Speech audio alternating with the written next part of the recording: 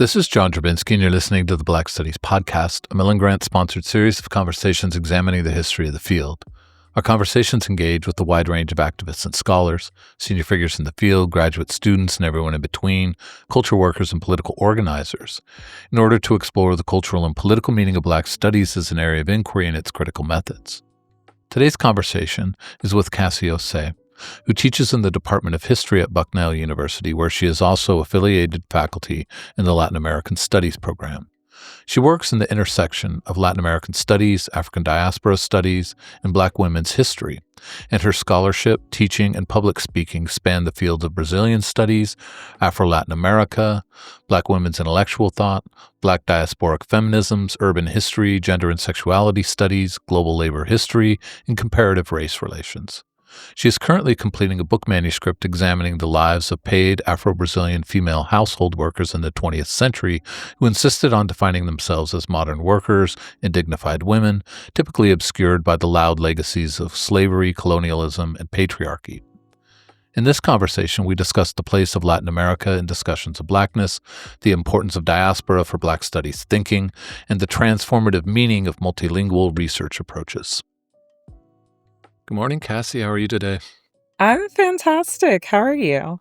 I'm not too bad. This is being recorded in this beginning of the full second week of August. And so, like all professors, I'd said it in the previous episode as well, starting to get a little mad about the end of summer break, but, actually looking forward to the year, But it's great to be working on the podcast and to have you on today. I'm really excited for this conversation. As I was saying before we started, your contribution will really help us expand this essential part of documenting the field of Black studies, which is talking about Latin America and the Caribbean, and that as part of not only the experience of diaspora, but also of the Black studies imagination. So very excited to hear your thoughts on Black studies, your thoughts on research, your thought on the relationship between them, and all those things that come along with these conversations, which is an elaborate way of saying, welcome to the Black Studies Podcast. Really looking forward to talking. Thank you so much. So we'll talk again, of course, about your research, about how you imagine the field of Black studies and the study of Black life and that relationship in a minute. But I wanted to really start out with a more intimate question about your own journey. What is it that drew you to the study of Black life? What got you interested in the study of the African diaspora, of Black history, and what sustained you in relation to the field? That's an excellent question, and I have it ready-made because I have told the story countless times. Excellent. So we got it now preserved for posterity. Yes, you've got it actually on wax this time. Well, I always think of my story in three terms. There is Kansas, of course, because I grew up in Kansas. I was born and raised in Kansas City, Kansas. There is my parents, who are from Ghana in West Africa. And then there's the surname, Brown. So this is how I'm going to pull it all together. So I was born, raised in Kansas. I was born in 1992, so you have a sense of how young I am. I came up during the 90s and the early 2000s. So we're going from Clinton to Bush, right? And in the 90s, especially retrospectively, we have this view of Black culture, Black TV, especially being plentiful. But as a child, as a dark-skinned child, a child of African immigrant parents, growing up in a very, very white suburb of Kansas City, Kansas, I did not feel seen. I did not feel that I could see myself in media, especially children's media. And I felt that acutely going through the school system, where I was, I think, one of 6 Black children in the entire elementary school at the time. And so I knew this, but I didn't have language for it. And I'm speeding up ahead, but Kansas as part of the Midwest, we have this culture of we're not the South.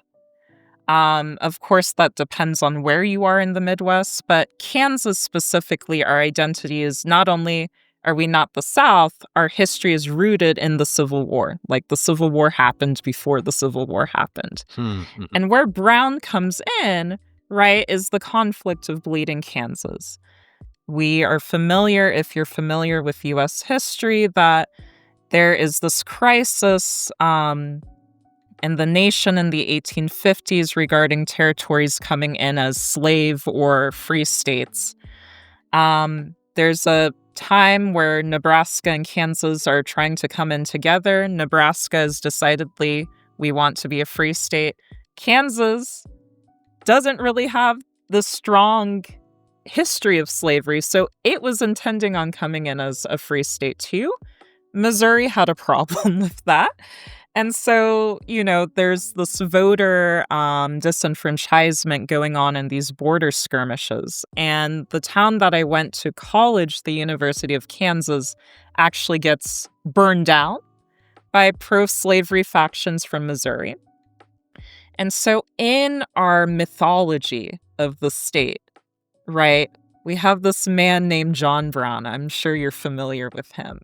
And he goes to the pro-slavery capital of Kansas and he hacks some people with his sons. And he has become canonized as part of our history. If you go to the State House in Topeka, Kansas, there's this huge mural of John Brown as Moses. He has a gun in his hand and a Bible in the other hand. And there's like this tornado in the background and people fighting with the Confederate flags and the U.S. flag. And by the way, in 2025, I can't believe that exists. I know you can't, but it existed before, the 21st century. Yeah, seriously. Amazing. And so you go to places like Lawrence and there are breweries called like Free State Brewery or people with flags saying Free State. Like, no matter where people are from in Kansas, there's this adoption of this rhetoric of, we're a free state, we were against slavery. And of course, in the United States, people confuse that as we are anti-racist. And so what I'm saying is, even though I did not have the language for that as a child, I felt the cognitive dissonance of that rhetoric and how I was treated as a child in school. We fast forward to 5th grade, and there is, there's the civic education culture that I'm not really sure exists anymore, but it was there. And this had to have been 2002, I believe. We had this project called the American Heroes Project. And by raffle, you were assigned an American hero to not only research, but present. And as a kid, as a young Black girl, right, in my head, there were only 2 options: Rosa Parks and Harriet Tubman. I don't even think I was cognizant yet of Coretta Scott King. Yes, that's her name. And so my raffle number, I think, was 66. And Rosa Parks and Harriet Tubman were already taken. So imagine my kid self thinking, wow, I have to pretend to be a white girl. And there were these names, and I was just like, you know what? I'm going to choose this person. So I asked my mom to take me to the public library, and I go to the children's librarian, and I say, hi, I'm doing this research project. I need books about this woman. And she's looking at me, and she's like, why are you doing a research project on her? And I was getting annoyed, and I was like, well, I have to do this project. And she's like, are you certain? And I was like, yes. So she gives me all of the books she can, and then my mom and I go home, and I open the books, and there's this huge illustrated photograph of a lynching, and I immediately shut the book. And I actually go downstairs and I get paper towels and I tear them up and I try putting them to cover the photos and the illustrations of the lynchings. And of course, the librarian was asking, why are you, as a child, doing a research project on Ida B. Wells Barnett? And for me, as a child, right, it was, even though I was terrified of those photos, it was the first time in my life as a child that I felt so vindicated. Because as a kid, and the way that textbooks were presented, and at that time in Kansas, like, the textbooks were really good. Like, I didn't feel that the textbooks were inflammatory. Like, they were very open about the Ku Klux Klan and the red shirts and the violence of American history and white supremacy. But in class, the way that the teacher presented the material, the way that, again, because I was one of 6 in the entire school, whenever we would talk about slavery, all of the students, they looked back at me, and, you know, I go home to my parents, like, being upset, and they would say, well, why are you upset? We weren't here when slavery happened. But knowing that it didn't matter, right? But to read about Ida B. Wells and to know that she was doing activism against lynching, it confirmed 2 things for me. One, that despite the rhetoric of, you know, we're the free state or whatever, it didn't mean what they thought it meant, right? Because not only are we the state of Brown, John Brown, we're also the state of Brown versus Board of Education, Topeka, Kansas. Yeah. Right? People forget that court case stemmed from Kansas in the north, not the south, right? And then 2, it was like, for the first time as a child, as a Black child, oh, whatever has been attributed to us or has happened to us was not our fault. Because the way that I was navigating the school system, I felt that somehow slavery was our fault. Somehow segregation was our fault. Somehow the violence was our fault. Because it was also being reinforced in popular media. Yeah. Like, even though Martin was a Black-run show, you know, I think her name was either Shanae or Shaniqua, right? I felt, oh, there's something wrong with me. There's something wrong with being this dark. There's something wrong. I should be quiet, right? I should be smaller. I should shrink myself. And like kids calling me that, or, you know, taking like an art teacher allowing me to borrow like colored pencils, and then some kids calling me the N-word after I refuted her accusation that I was lying, right? How does a 7-year-old know how to call another 7-year-old the N-word? Yeah. Right? But that rhetoric of some kind of redemption through John Brown or whatever, right? And that is part of the Midwest ethos in general. Oh, we don't have this history of in-your-face racism, so we don't need to talk about it.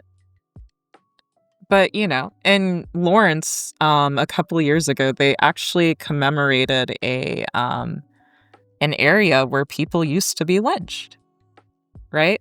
In the 20th century, the second coming of the Klan, its stronghold was in Indiana. 1 in 4 white men belonged to the Ku Klux Klan in Indiana, right? Chicago, I don't even need to say it. Kansas City, you cross a street, Troost. It goes from like 90-something% white to 90-something% black. And Kansas City, Missouri is the second most segregated city. It's either second or third in this country. Most of the most segregated cities are in the Midwest. Mm-hmm. Right? And then if I would add a third thing, it gave me language. And so through Ida B. Wells, I was like, oh, okay, I can situate myself. And then that opened, I just would go to the library and read African American history books. And then when I got to college, I was still doing that, even though I was a pre-pharmacy major. And then I flunked out of pre-pharmacy. And of course, as you can imagine, it was a crisis for my family, given that they were immigrants who left Ghana because the inflation was like 500-something%. And their whole thing is, I don't really care what you do, but you need to be able to take care of yourself. And I had a professor, I never took a class with her, but she was Ghanaian. Her name is Elizabeth Asiedu. She is at Howard University in economics. And I told her what was going on. And she was like, well, what do you want to do? I was like, I want to study history. I want to be a professor. And she was like, okay. And I was like, I can do that, even though I flunked out of school? And she was like, yeah, people flunk out of school all the time. No, it's true. And it's really hard to settle that in students' minds that like this is not your final horizon in college. Exactly. I thought I had destroyed my life. But she was like, I'm sure no. You destroyed your parents' life temporarily. I'm sorry, I have a kid in college. I'm like, yeah. Yeah. But it's temporary. It's temporary. But yeah, she changed my life because she could put, just like Ida B. Wells put in plain language for me, she put in plain language for my dad and my mom. She's not going to like starve if she takes this path. Like, it's going to work out. My dad was like, okay. Not really convinced, but he was like, I'd rather her not, because I was also suicidal at the time. I'd rather her not try to kill herself. And then also during that time where I was in community college, I was reading a lot of James Cone. Because I had seen him on Bill Moyer's show several times. May he rest in peace, both of them. And the book that made a huge impression on me was The Cross and the Lynching Tree. Right? So connecting Ida with this. And the way that he talks about that, it really helped me through my depressive episode. So I go to college. I'm a history major. I'm thinking, oh, I'm going to do African American history. I am going to study post-racial discourse. There was a time where I really wanted to study white supremacist groups, but then I was like, it's too heavy. I'm not going to do that.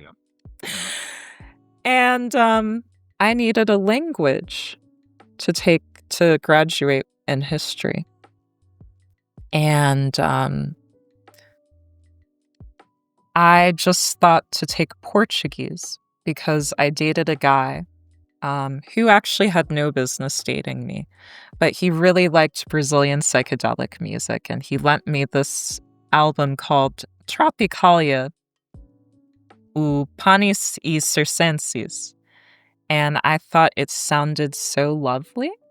Whereas now, present day me, I'm taking a Yoruba class, and I'm realizing that what attracted me to Brazilian Portuguese was the impact of Yoruba language on Brazilian Portuguese, in addition to Kimbundu, to Bakongo, and Tupi and Guarani languages.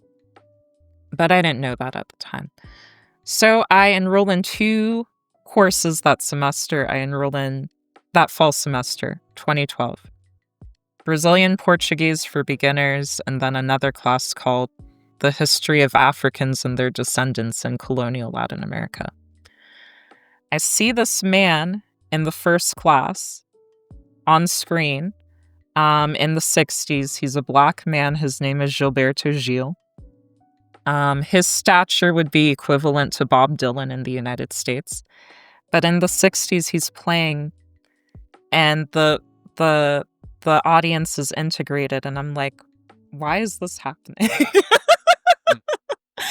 And the instructor, I don't know if she was reading my mind or something. She was like, oh, Brazil, we're a multiracial democracy. Like, we're even more mixed than the United States in terms of races and ethnic groups and whatever. And I didn't have any reason to not believe her at that time because my awareness of like Blackness in Latin America was like extremely limited. I remember growing up seeing Celia Cruz on TV and Black people speaking Spanish, but I think in my mind I thought, well, they're just like the indigenous Australians in Australia. Like, they may look Black, but they're not actually of African descent. Mm-hmm. And then, of course, in the second class, the history class on colonial Latin America, boom, like, okay, these people are Black.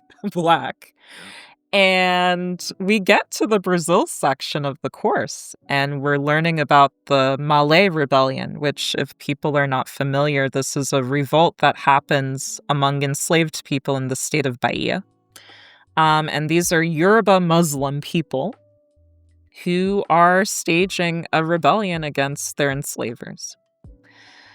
And I think Stuart Schwartz, who's now emeritus at Yale, he wrote the chapter in this edited volume about Africans and their descendants in Latin America. I think Matthew Restall edited it. And there's this sentence where he says, Brazil is the last country in the Americas to abolish slavery. And I kept running that sentence in my head over and over and over and over again.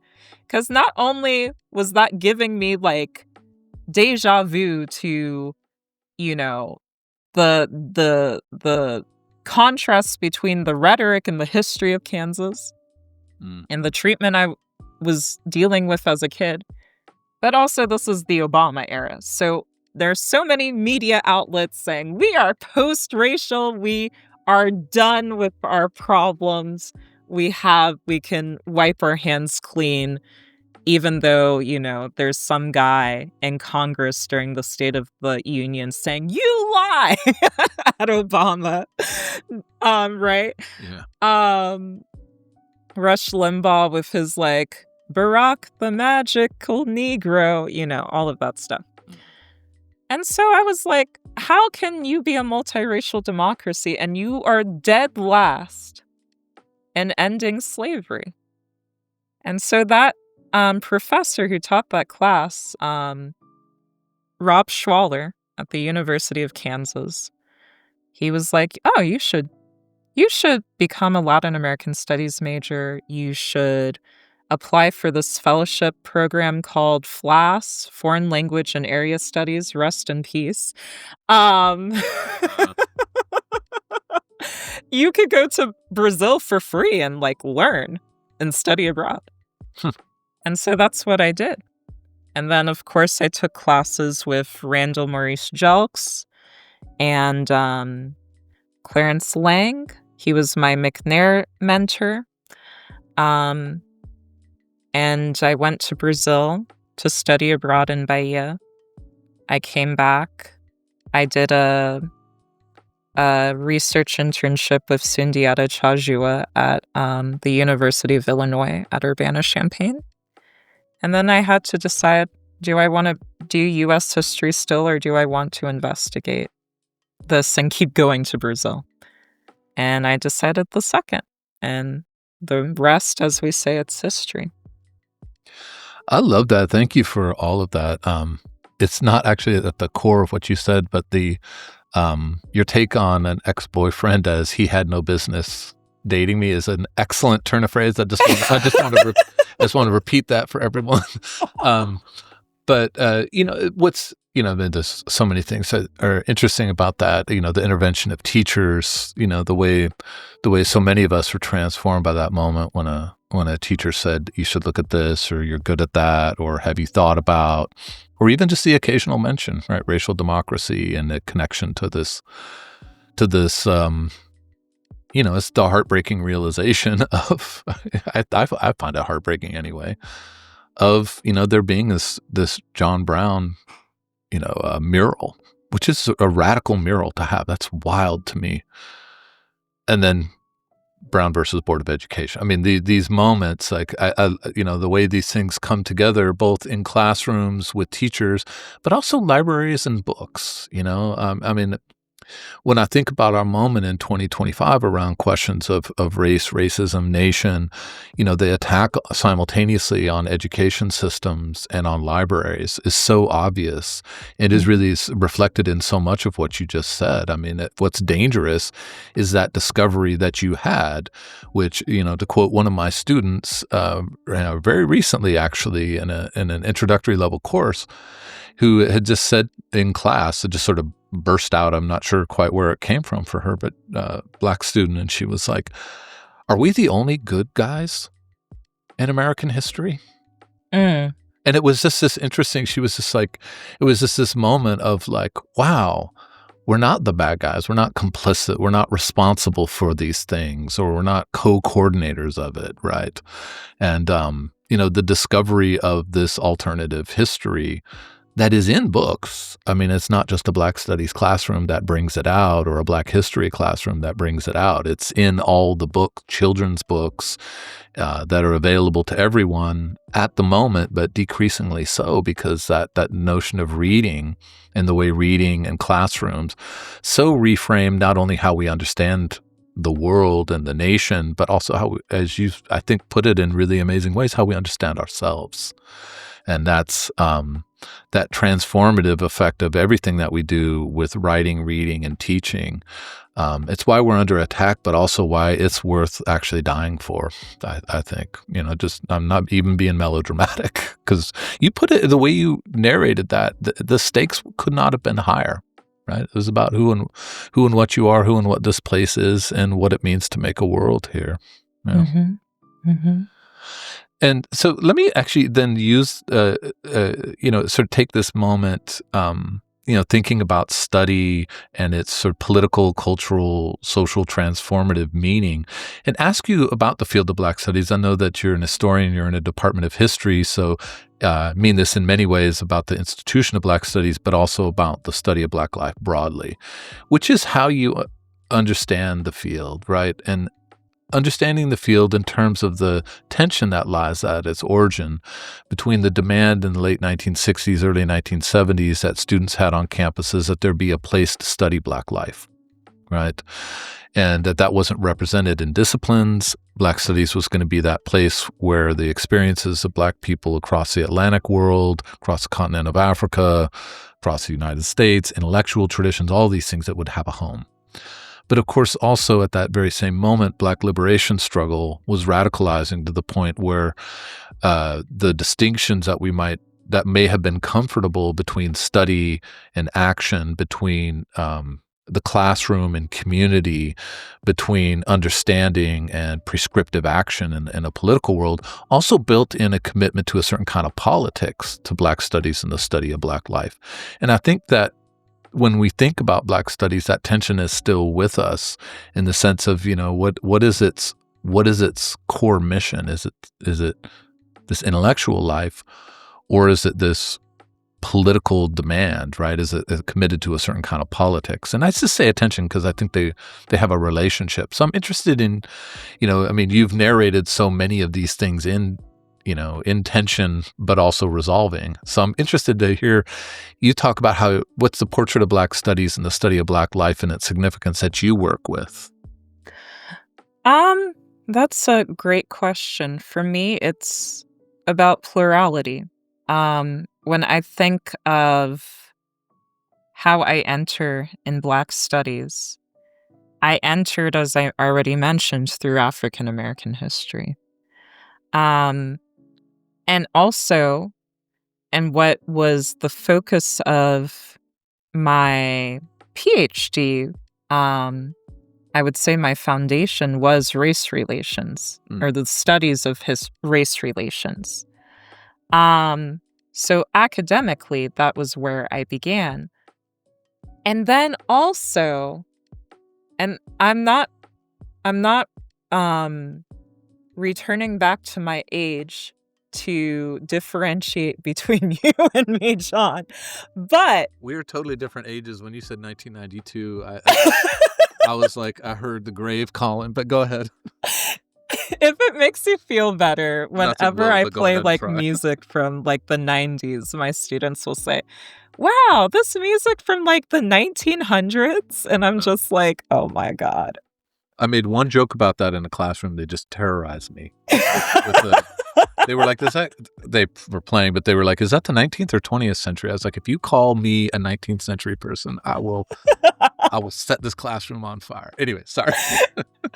But I'm a digital girly. I remember when I got my first desktop computer. It was in 2000. My dad loved technology. Like, I remember our video game consoles, Nintendo 64, PS2. Didn't own a Dreamcast until my teens, but I remember when Dreamcast came out. But my dad really encouraged us to be on the internet.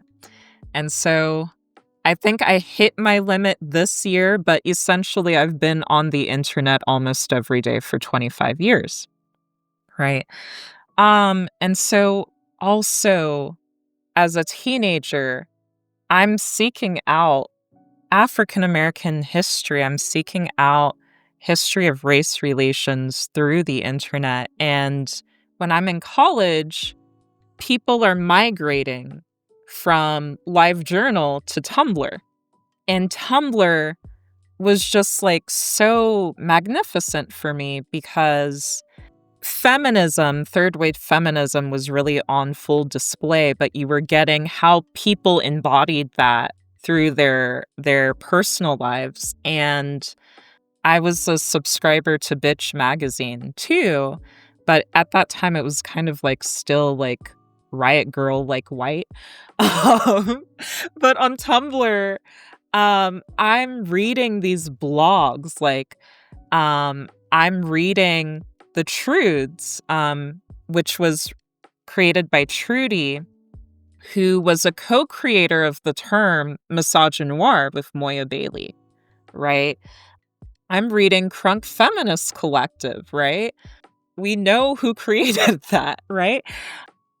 I'm reading all of these blogs, Racialicious, I'm reading Feministing, I'm reading all of these blogs where, people who have been on this podcast who have contributed, right, to those blogs. And so I am developing a consciousness around Black feminism, and I'm embodying it through like dealing with like the anti-Black like bullshit. Can I curse on this podcast? I'm sorry. I would hope so. Yeah. Okay.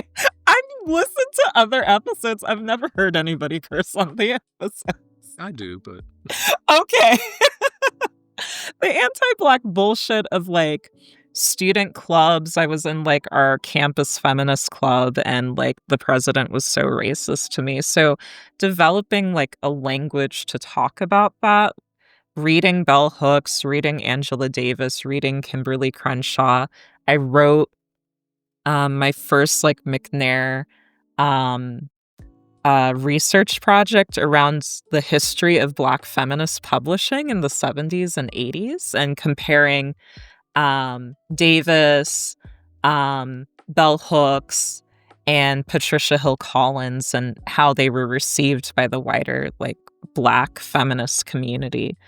So that's very, very important. And then, of course, when I came into Brazilian studies, I extended that to Brazil and really becoming familiar with Lélia Gonzalez and Beatriz Nascimento. And at that time, there were no English translations of those works except in very limited quantities. And so I was also trying to learn Portuguese by reading them. So I've got African American history, race relations studies, Black diasporic feminisms as I mature into my PhD, and also at a time through Harvard University, Afro-Latin American studies is becoming institutionalized, which we can talk about later.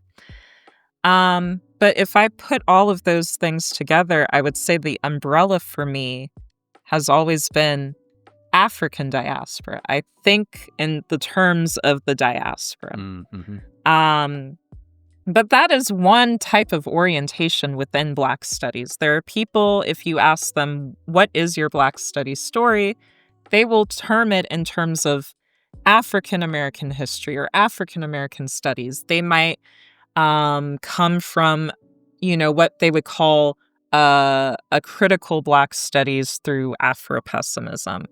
Others come through it through Black feminism. Others may come through it through Caribbean studies, your Black Europe, all of these things. But for me, it's always been diaspora, Black Atlantic. And I would say that even though they were trained in with an African American studies orientation, my undergraduate professors, Randall Maurice Jelks and Clarence Lang, and that's actually, we'll probably talk about it later, but even though I was a history major in my undergrad and then in my PhD, my degree is in history. All of my degrees are in history.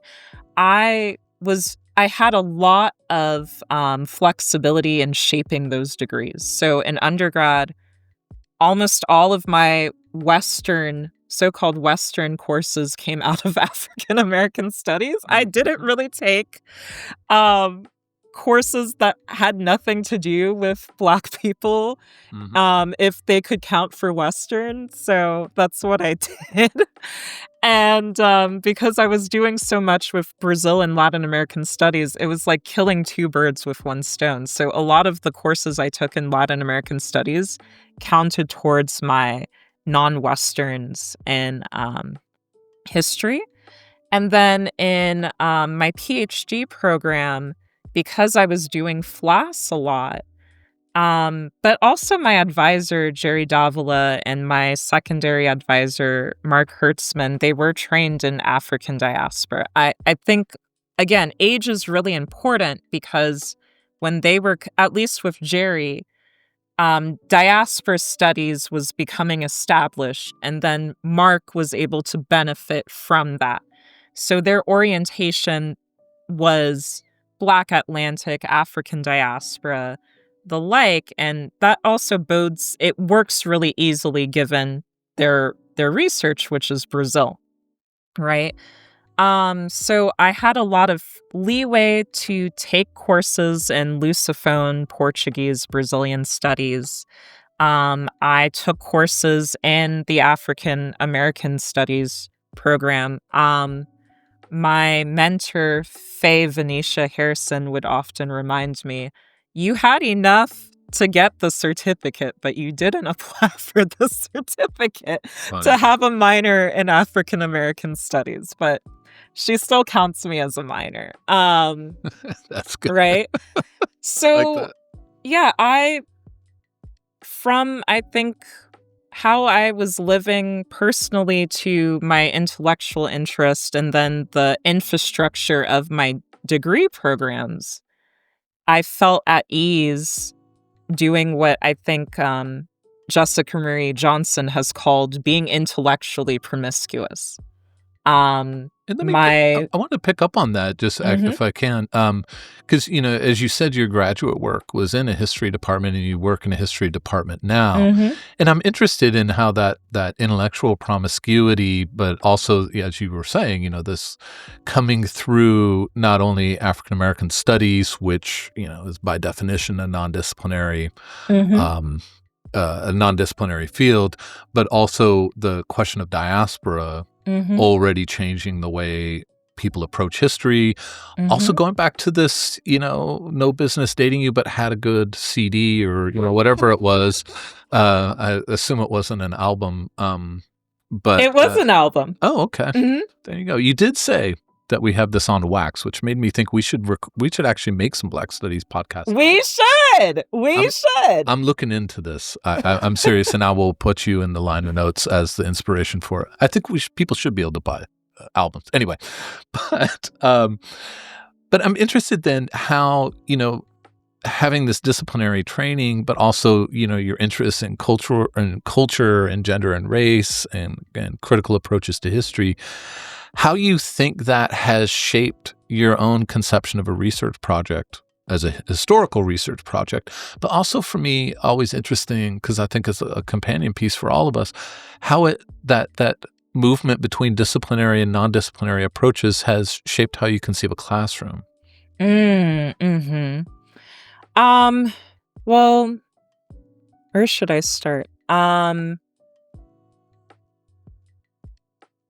I think as somebody who writes about Black women, so I haven't said it yet. It will be stated in the introduction, I'm sure. My research is about Black women in Brazil in modern Brazil, 20th century Brazil. Um, it is very possible that the book that I will eventually publish, which is about Black domestic workers, might be the first book in English that actually engages with Black women across the 20th century in Brazil, and not just in the immediate aftermath of slavery or up to the first decades of the abolition of slavery. Interesting. And when I applied to my PhD program, I was actually suggesting, in terms of the project I wanted to work on, engaging with depictions of Black women in masculinist discourses of the Black movement in Brazil in the 20th century. And then I didn't continue on with that project because I didn't see how it could be possible because of this question of, well, where are the sources to do this? And that is often a response to these types of projects involving gender. How are we going to do such a thing if there are no sources? And as I was writing my dissertation, and I also want to say up front, my advisor, my dissertation team, like, to the contrary, they were not the ones who were like, there are no sources. In fact, my advisor, I wrote something in my first year seminar, and he was like, "You're talking about women, but you don't have any gender analysis. Why is that?" And I was like, "What?"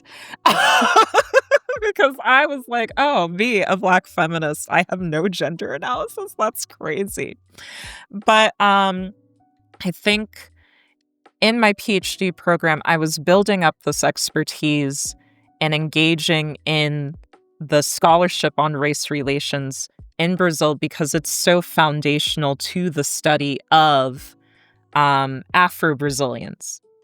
And like, this cannot be understated. The first couple of studies about Black Brazilians had to do with racial difference and this very like sociological, anthropological lens on them.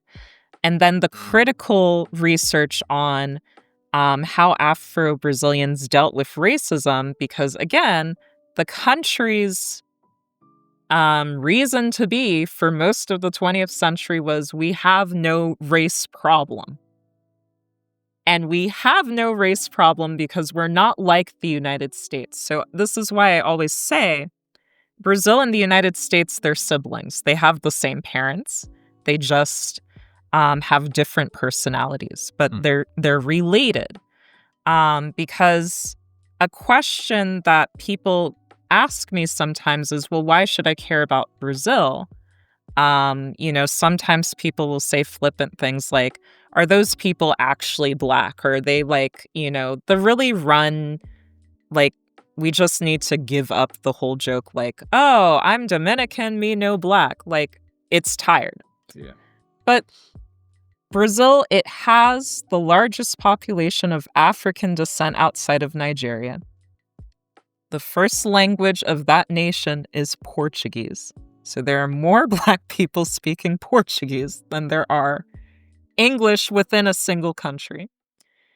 And they still have worse outcomes socioeconomically that have everything to do with race and class than people in the United States. And they had no Ku Klux Klan. They had no Civil War. They had no legally inscribed history of legal segregation. Right? That when we hear that, we should be like, that's crazy. So I had to dig into that research, that scholarship first to really be grounded in that. And then once I had the confidence, which actually happened as I was leaving my PhD program to start my job, I was like, well, I was already reading in US Black women's history. And so I know that the whole oh, you can't do this because we don't have the scholarship on it was a refrain that scholars of Black women's history heard all the time. Yeah. Right? Absolutely. In the 70s and the 80s and still do. And so something that the audience probably doesn't know is that right now in Brazil, or let me go back. One, the race relations scholarship is framed the way that it was, or that it is, in the 20th century because of the burden of proof to get the government to actually acknowledge that they had a race problem and that Afro-Brazilians were distinct as a ethnic group and a community in terms of socioeconomic disadvantage. So it was not just that because of class they were disadvantaged, but because they had been excluded, and there was this history where the Brazilian government encouraged white Europeans to migrate so they could whiten the population over time. Mm-hmm. Right? Before affirmative action was implemented in Brazil, and it's not just affirmative action in the US sense, but they have a quota system, less than 1% of people in Brazilian public universities, which are the most prestigious, and they're prestigious because they're free, had less than 1% of students as Afro-Brazilians, even though they make up over 50% of the population. Now, Brazilian universities, 22 years after affirmative action has been implemented, they make up at least half of the public school university population. And this affirmative action program is not just on the basis of race. It's about class, it's about region, it's about indigeneity. It's about if you went to public school or not, because K through 12, the public schools are severely underfunded. So it's a question about justice, right? So in part because of that transformation, a lot of the staples of Black studies have been translated into Portuguese.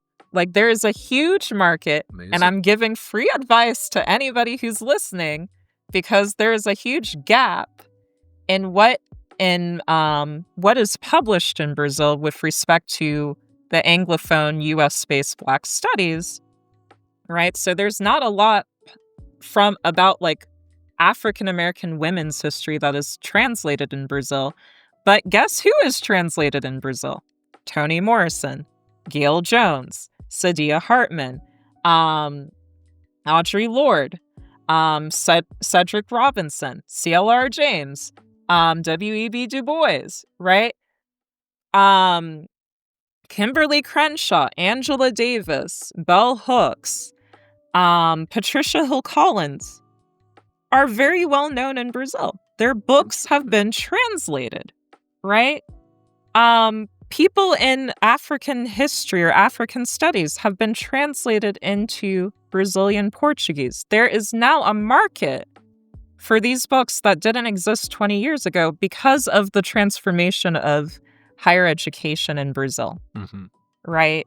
And Afro-Brazilians needing the theoretical framework to write about what they want to write about themselves. And so I know that I'm skipping ahead, but one of the impacts of U.S. Black studies has been its spread to Brazil, right? People know Afro-pessimism in Brazil. They are familiar with so many people that we take for granted in the United States, which on the flip side also makes it really unfortunate and kind of chauvinistic that it takes such a long time to translate non-English Black intellectuals, non-English speaking Black intellectuals into English, right? And I'm going to give you an example of this tendency, which is Angela Davis is, of course, she's famous globally, but she is really celebrated in Brazil. And there was a talk that she gave in 2019 to thousands of people in the city of São Paulo. And she said, I'm really uncomfortable when people see me as the person for Black feminism globally, because you have a history and a tradition, a Black radical tradition in Brazil of Black feminism. I learned more from Lelia Gonzalez than you could ever learn from me. And that was a sea change moment. Wow. Because Lelia Gonzalez's work, besides some Pan-African collectives in Rio, it was not widely in print at all. Beatriz Nascimento, the same thing. So many Black intellectuals, with the exception of Abdias do Nascimento, their work was out of print, and sometimes could not be entered into, certain types of examinations for graduate study, because they were well, this isn't theory, it's just activism or whatever. So part of the great thing about U.S. or Anglophone works being translated into Portuguese is that it's a way of saying institutionally, this work matters, and it is in conversation with these works. And so now a lot of publishing houses, including very prestigious publishing houses, are putting Lelia Gonzalez, Beatriz Nascimento, all of these Black female intellectuals from Brazil into print. But again, it's slower to happen in reverse in the United States because of this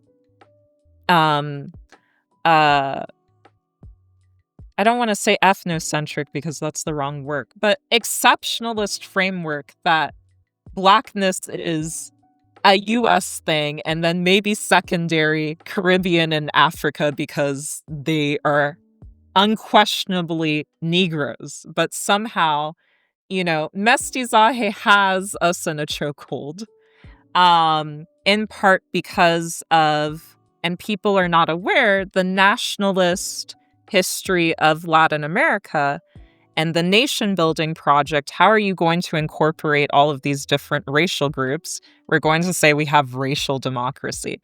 And then we're going to go to these countries and say we're all mixed, even though the only people getting to travel to these countries are the white bourgeoisie in those Latin American countries. And so for a long time, the spokespeople of race relations in Latin America, and in particular Brazil, have been whites or white mestizos, or people who are aligned with the white ruling classes. Mm-hmm. And to a degree, even those who are trying to push against that, they still benefit from that as like white or white mestizo people. Yeah. And you see that reflected, ironically, in who is hired in Black studies departments when it comes to Latin America, or the focus on Latin America. And I think that, I mean, there's so much in what you said, so thank you for that. And what came to mind in this last little bit that you were saying was a comment you made about your own undergraduate degree, which was that a language was required. And so you looked up Portuguese, and everything changes for you there. But the lack of language acquisition in K through 12 and college and even graduate education, it absolutely has it has such a wide-ranging impact. I mean, I'm not going to make this about me, but I remember when I made my transition as a scholar in the late 20th century, to use our students' violent vernacular. I had done a PhD in post-World War II French Jewish philosophy, and when I was making that transition into Black studies, one of the first things I did was engage the Francophone tradition, in part because I was interested in that, but also because I knew that I could publish very quickly, given how few people worked in French language sources. And while that was an opportunity for me to keep my career afloat publication-wise while I retrained myself, I don't recommend it as a career choice. I got very lucky, but also I do recommend it because it's a life passion.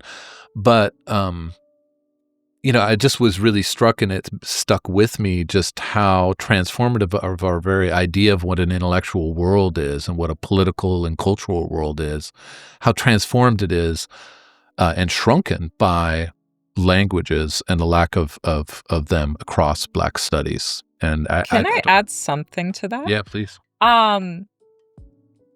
I didn't get to work with him, even though I applied to the Africana Studies program at Brown, and I was rejected. They admit so few people. I have so many students who have just had their hearts broken, but yeah.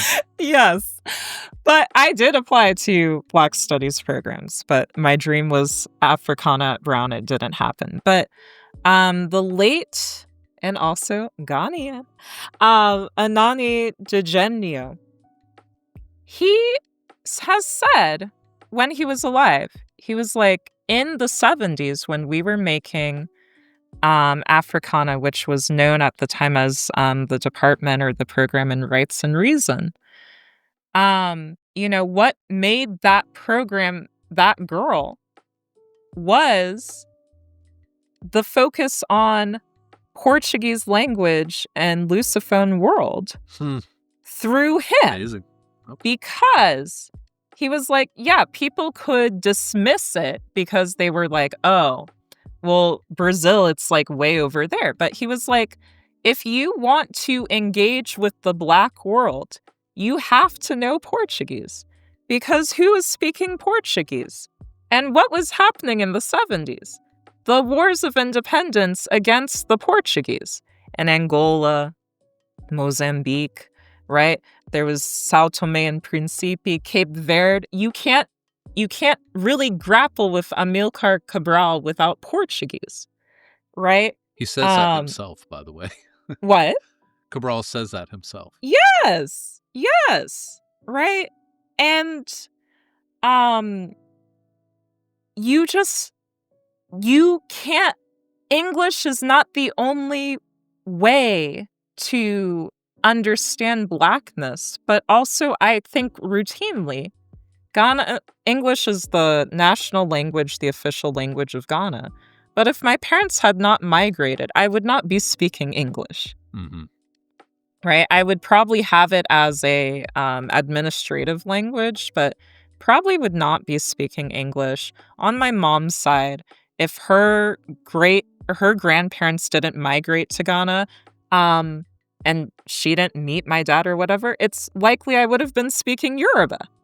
Yeah. Right? Because that's where her family lineage comes from. And then on top of that, my paternal lineage, if my great-great-grandmother hadn't been brought to Ghana as a forced migrant, I would have been speaking the language of the Moshe people in Burkina Faso, right? And Thomas Sankara spoke Moshe, right? The Moshe language. So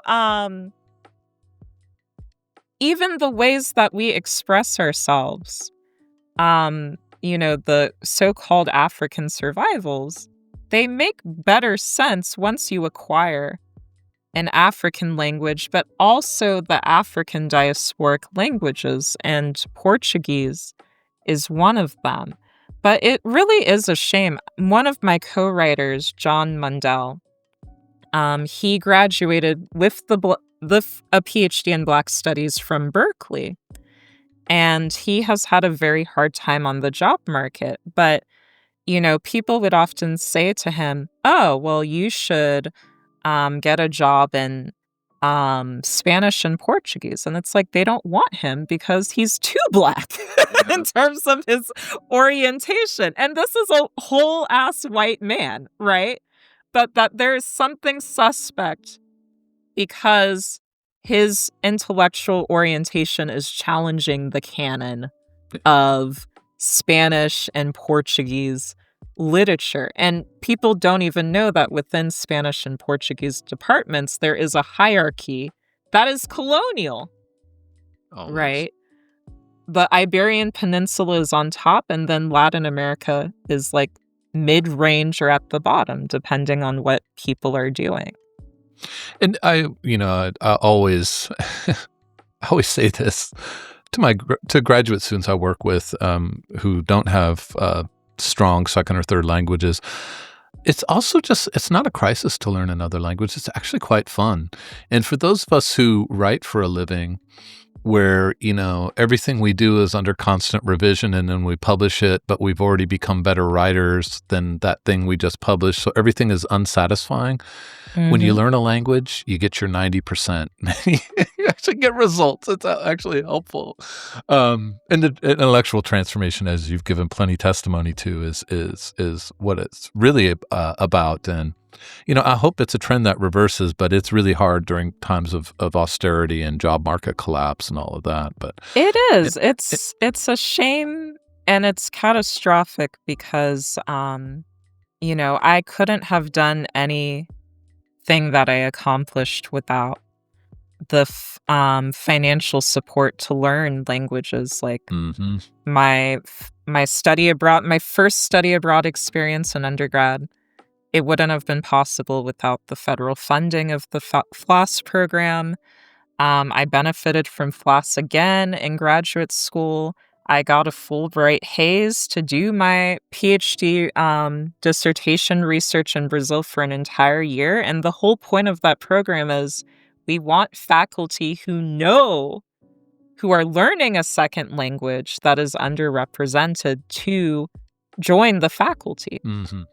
At universities, so we can improve our capacity for the spread of that language. And so now that, the current federal administration is just destroying things left and right, it doesn't bode well for the field. And I feel that it in part contributes to some of the unseemly aspects of how Black studies exist. So let me, the levels of crisis are, there are too many to enumerate, but that one has such a long-lasting effect, because there's already been such a culture change, I think, in scholarship in the United States away from language, multiple languages. and to really have it sealed in terms of funding and, what even is, if Fulbright even exists, what is it other than I think it's about to enter a multi-year period here of missionary work in the worst sense. But let me ask you a final question, which is thinking about this in a Black Studies context. I think you've actually, in some ways, you've talked about, clearly what the field has done well and something that has not done so well in terms of I think especially in terms of this question of language. And so maybe it's an extension of that, or maybe you have something else in mind. But I want to ask you as a final question, what is the issue you would want us to all be thinking about, or what is the question you would want us to all be asking in a Black Studies context? I have a two-parter. Nobody ever has one question or issue so good. I'm always waiting for the one person to say, there was a couple of people who were like proudly proclaiming only one, but yes, please. The first part is, killing the white supremacist in your head. And I mean that institutionally. I think something we have to think about, especially in this crisis, is the ways that we hold on to the whiteness of the academy and how we sometimes aspire to it. And so people, I feel, are not always honest about why they're upset about this crisis. And for some people, they're upset because it's like it's destroying the university as we've known it. But again, as somebody who is the child of immigrants, who's, I can only trace my family history back 3 or 4 generations. And until recently, we lived in a village, right? So my mobility has been, but there was no place for people like me in the so-called heyday of higher education in this country. And of course, the explosion of Black studies, if we think of its like big bang moment in the 60s and the 70s, is testament to that. But when I think of how to handle the crisis, I think of my really good friend, Dr. Margarita Lila Rosa, who is an independent scholar. And she engages with the public through social media and her website, and also as a curator in art museums. Currently, she's in Colombia talking about Haitian art. And the way that she is able to engage the public by bringing the academy to the public through like short-term classes is incredible. It's incredible. And her students who are not in the academy, talk about how transformative it is.